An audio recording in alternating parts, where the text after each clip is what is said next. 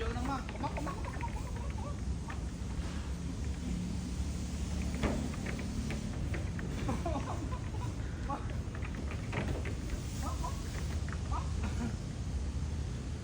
anh nhìn vô một con này thế, anh nhìn vô một con này nhá, anh nhìn vô mình chú nó nhá.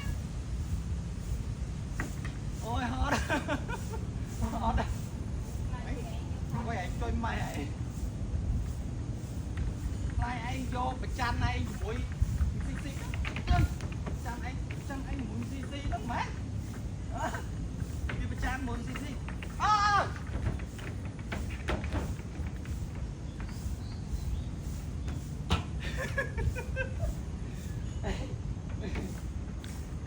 anh vô phải chăn anh mũi xì lắm má, anh mình vô mình xì lắm thế,